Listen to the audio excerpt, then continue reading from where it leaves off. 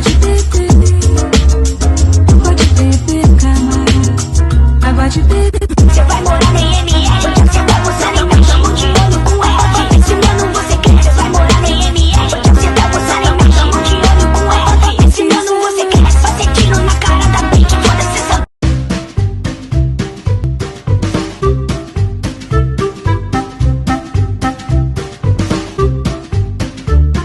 Assalamualaikum warahmatullahi wabarakatuh.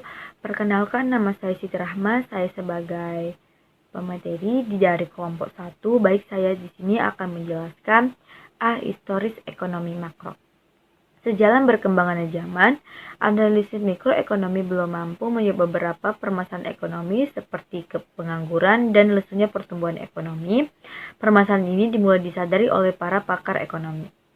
Kelesuan perekonomian dunia tersebut mendorong seseorang bernama John Maynard Keynes mengkritik pendapat para ekonom klasik. The Great Depression membuyurkan analisis ekonomi klasik karena peristiwa ini terjadi dalam jangka waktu yang lama. Peristiwa ini juga menimbulkan masalah besar bagi masyarakat Amerika Serikat, misalnya pengangguran, kemiskinan, dan kelaparan. Akhirnya John Maynard Keynes mulai mengemukakan pendapat mengenai permasalahan tersebut melalui sebuah buku. Buku yang ditulis oleh John Maynard Keynes, ekonom dan Universitas Cambridge, Inggris, berjudul The Linear Theory of Employment, Interest, dan Money, yang diterbitkan pada tahun 1736. Ternyata buku ini dilahirkan teori ekonomi makro. Umumnya sejarah ekonomi makro diketahui pada abad ke-18 ketika teori ekonomi makro pertama kali dikembangkan oleh Adam Smith dan David Ricardo. Namun, ekonomi makro modern dianggap dimulai pada tahun 1930-an sebagai respon terhadap resesi. Selanjutnya, teori ekonomi terus berkembang seiring dengan perkembangan ilmu ekonomi dan perubahan kondisi ekonomi di dunia. Namun, tidak banyak kajian yang membahas secara komprehensif mengenai perkembangan ekonomi makro. Terdapat bahwa walaupun tindakan ini tidak dilakukan secara sengaja, individu diarahkan oleh tangan tak terlihat yang pada akhirnya akan mencerminkan kepentingan keseluruhan masyarakat. Muncullah ekonomi makro sebagai bidang terpisah. Ekonomi makro sebagai disiplin mandiri muncul di 1930-an selama Depresi Besar. Depresi Besar adalah krisis ekonomi yang menyebabkan tingkat pengangguran dan stagnasi ekonomi yang tinggi. Situasi ini menyebabkan munculnya ekonomi makro sebagai disiplin yang berbeda dan berfokus pada analisis perilaku dan fungsi ekonomi secara keseluruhan.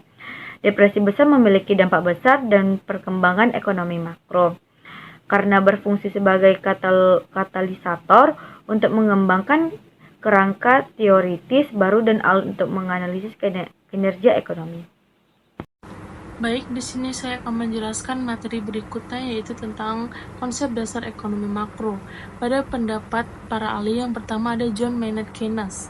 Pada pendefinisiannya, menekankan pentingnya pengurangan agregat dan dampak kebijakan pemerintah dalam mengatasi ketidakseimbangan dalam perekonomian. Dan pada pendapat ahli yang kedua, yaitu ada Samuelson, yang berfokus pada analisis variabel-variabel secara menyeluruh dan keseluruhan negara. Berikutnya, pada pendapat ahli yang ketiga, dari pengertiannya mampu menekankan analisis variabel-variabel utama ekonomi secara makroskopik, yang dimana makroskopik itu adalah sesuatu yang mengacu pada sesuatu yang terkait dengan pandangan atau cakupan yang besar dan luas, dan peranan kebijakan itu untuk mengaturnya. Dari beberapa definisi para ahli dapat disimpulkan bahwa definisi ilmu makro mencerminkan fokus utama dan lingkup, yaitu ekonomi makro melibatkan analisis keseluruhan perekonomian dan aspek-aspek besar yang mempengaruhi kesejahteraan masyarakat secara luas.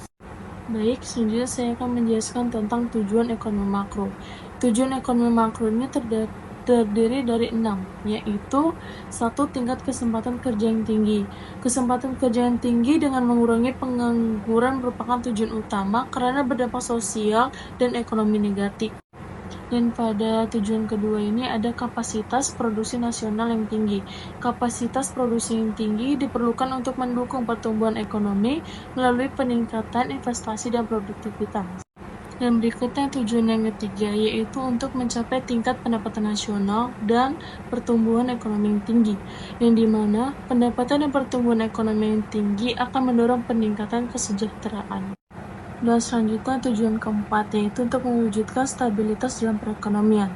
Dalam mewujudkan stabilitas ekonomi, dibutuhkan untuk menciptakan pandangan kebijakan yang jelas pada tingkat pendapatan, lapangan kerja, dan harga. Dan pada tujuan yang kelima itu ada untuk mencapai keseimbangan neraca pembayaran luar negeri, yang dimana neraca pembayaran seimbang dapat menjaga stabilitas nilai tukar dan daya saing ekspor. Dan tujuan yang terakhir ada distribusi pendapatan yang merata, yang dimana pendapatan yang merata dapat mengurangi ketimpangan dan kerusuhan sosial. Mungkin itu saja yang dapat saya sampaikan. Materi berikutnya akan dilanjutkan kepada teman saya. Assalamualaikum warahmatullahi wabarakatuh. Saya Anggi Jahara Tarigan. Di sini saya akan melanjutkan materi yang dibawakan oleh teman-teman saya. Saya akan membawakan materi masalah ekonomi makro dan aliran pemikiran ekonomi makro. Yang pertama, masalah ekonomi makro. Selain memiliki tujuan yang positif, ekonomi makro juga tidak lepas dari masalah-masalah perekonomian. Masalah-masalah perekonomian tersebut terbagi menjadi dua, yaitu masalah jangka pendek dan masalah jangka panjang. Pada masalah jangka pendek, yang pertama yaitu inflasi. Secara sederhana, arti inflasi adalah kenaikan harga secara umum dan terus-menerus dalam jangka waktu tertentu.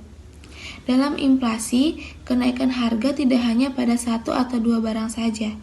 Kalau kenaikan harga barang hanya satu atau dua barang saja, maka tidak dikatakan inflasi. Selanjutnya, pengangguran.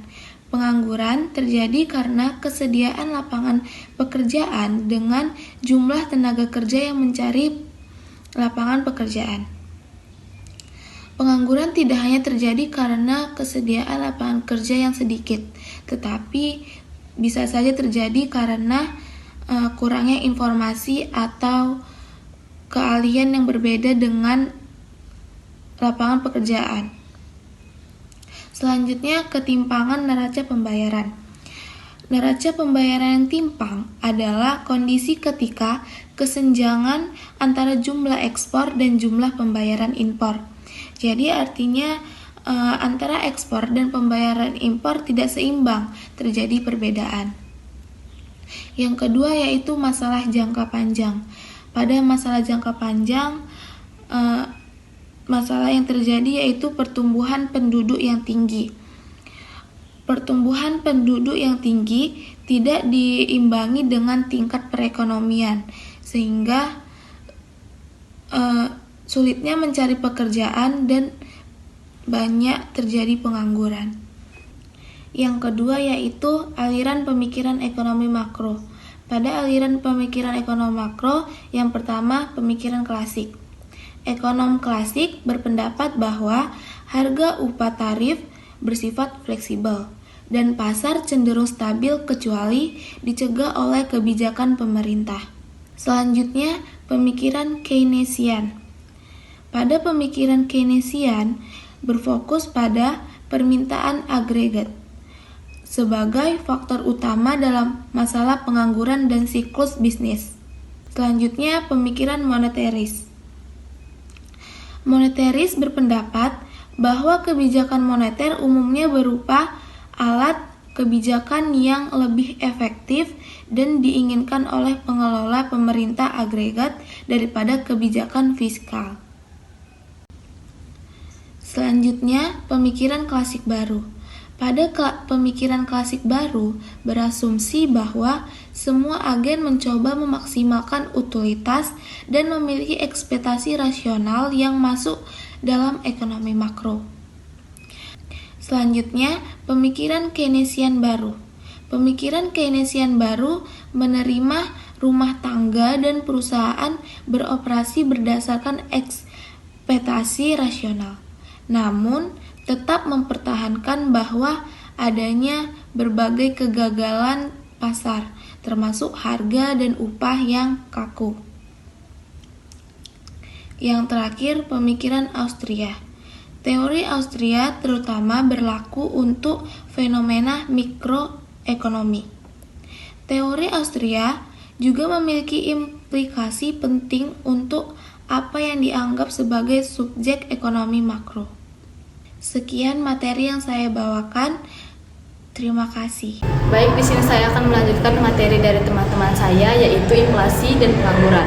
Inflasi adalah kecenderungan dari harga-harga barang dan jasa untuk menarik secara umum dan terus-menerus. Bukan hanya kenaikan satu atau dua barang yang dikatakan inflasi, dan bukan harga naik sementara yang dikatakan inflasi, melainkan harga-harga yang naik secara terus-menerus itu yang dikatakan inflasi.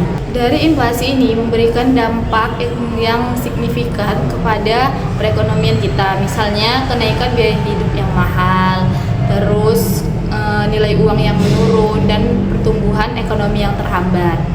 Oke, selanjutnya pengangguran. Pengangguran merupakan seorang yang tergolong dalam angkatan kerja tapi tidak memiliki pekerjaan, secara aktif mencari pekerjaan.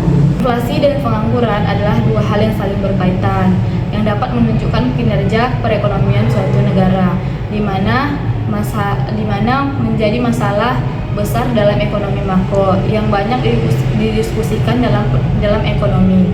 Kedua hal ini sangat berpengaruh dalam bauran kebijakan perekonomian untuk mencapai kondisi perekonomian yang lebih baik. Selanjutnya di sini saya akan membahas mengenai studi kasus tentang inflasi pada masa COVID-19.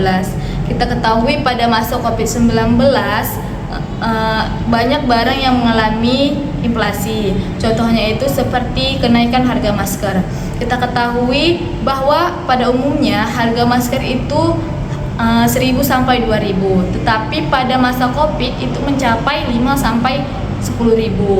Bukan itu saja yang mengalami inflasi, tetapi barang-barang bahan-bahan pokok seperti makanan dan minuman, minyak itu juga mengalami inflasi pada masa itu. Pada masa Covid-19, pemerintah juga berperan aktif dalam mengatasi masalah inflasi ini. Adapun perannya itu seperti meningkatkan pengeluaran pemerintah untuk penanggulangan kesehatan dan memberikan bantuan perpajakan serta mengurangi biaya produksi sehingga produksi tetap berproduksi. Dan yang terakhir, pemerintah dan Bank Indonesia memperkuat 4 pilar strategi, yaitu keterjangkauan harga, ketersediaan pasokan, kelancaran distribusi, dan komunikasi yang efektif untuk menjamin pasokan dan distribusi berjalan dengan lancar.